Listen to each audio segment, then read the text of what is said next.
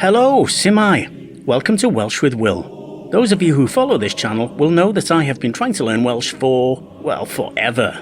At present, I'm trying the Duolingo phone app. And no, this isn't a paid promotion, I just like the app, which comes in two flavours, a paid version and a free version, and I'm using the free version. I thought I'd take you one session at a time through all the practice sessions from the very beginning up to my present level, and explaining my thought processes as I do so. Now, I won't by any means always get it right, but when I do go wrong, at least you'll know how I got there. Let's do it. So welcome back to Duolingo practice, and today I'm going to be doing days.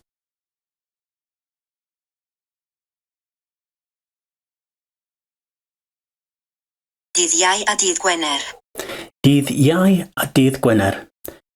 Now, if I remember correctly, Iau is Thursday, so I'm going to go for Dydd Iau as Thursday, Dydd Gwener as Friday.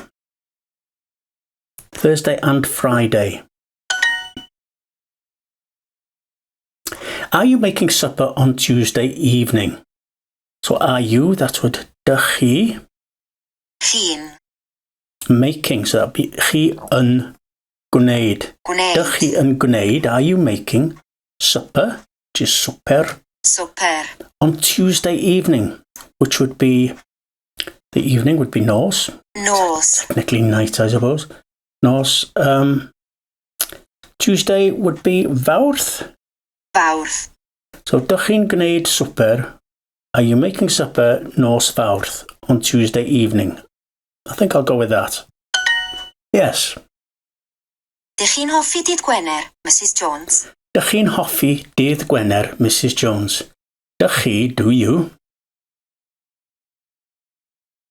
Yn hoffi. So, yn hoffi is the act of liking. So, do you like Dydd Gwener?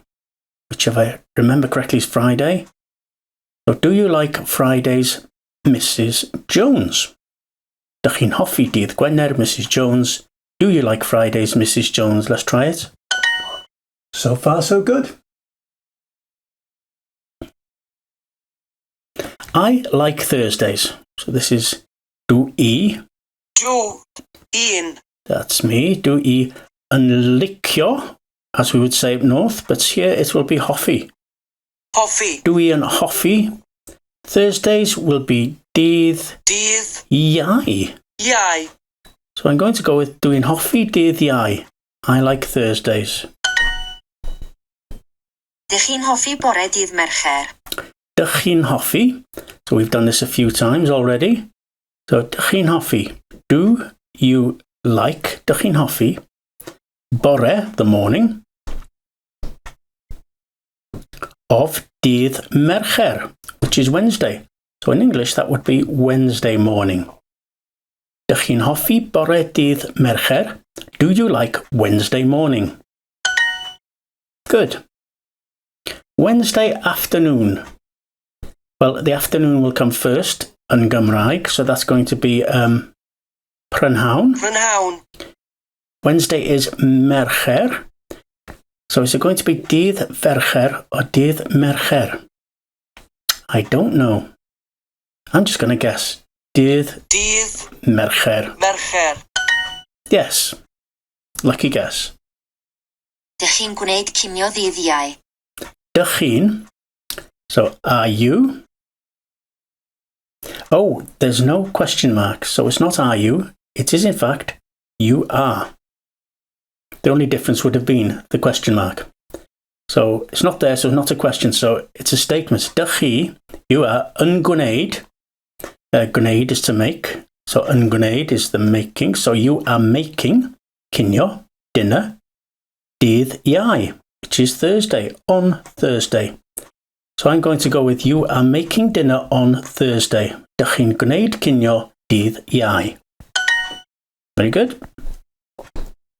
I like Monday. Do I. Do. In. Hoffi is to like, so yn hoffi is me liking it. Do i'n hoffi. Monday is dydd Llun. Literally day of the moon. Do i'n hoffi dydd Llun. I like Monday. Good. Bore dydd Mawrth. Bore dydd Mawrth.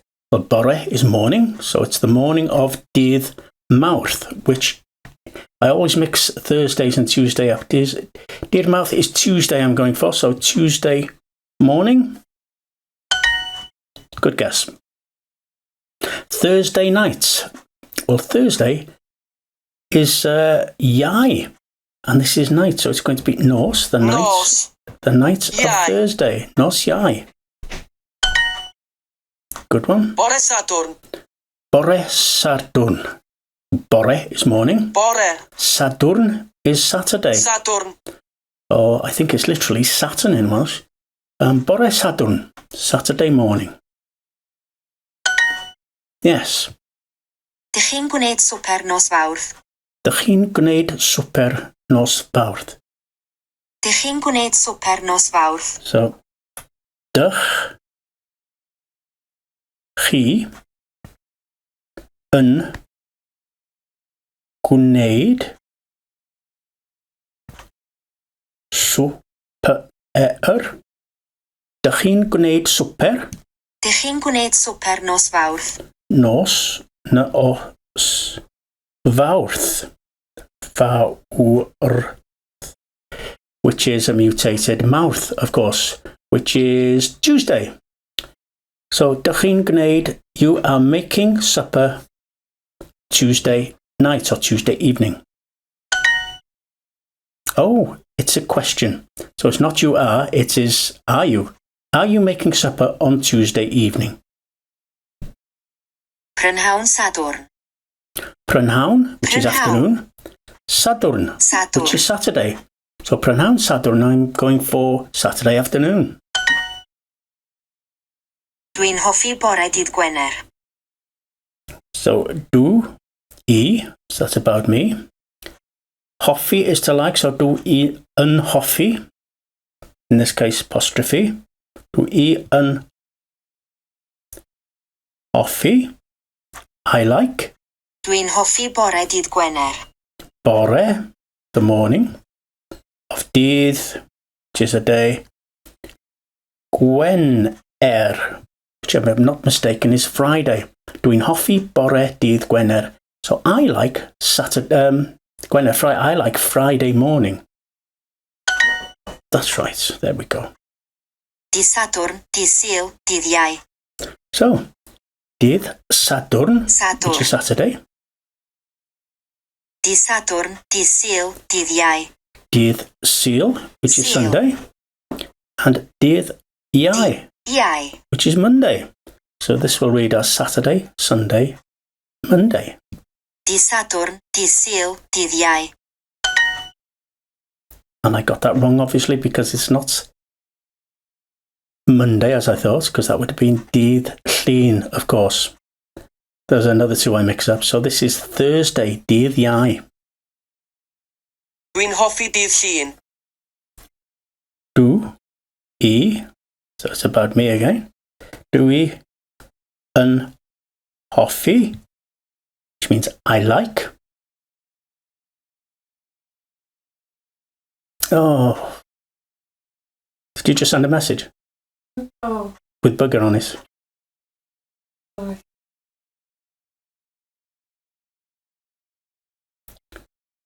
Do I, so this is about me. Do I yn hoffi, which means I like. Dwi'n hoffi dydd Llun. Dydd Llun. So as I just said, this is Monday, isn't it? Dwi'n hoffi dydd Llun. I like Monday. There we go. Dydd Llun. Dydd Llun. Llun. It's obviously making sure that I know. Monday. Bore dydd Gwener.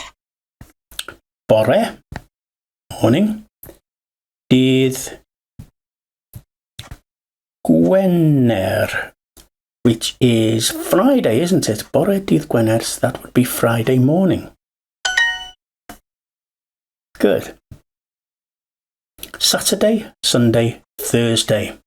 So that would be, Saturday is, they all begin with dydd.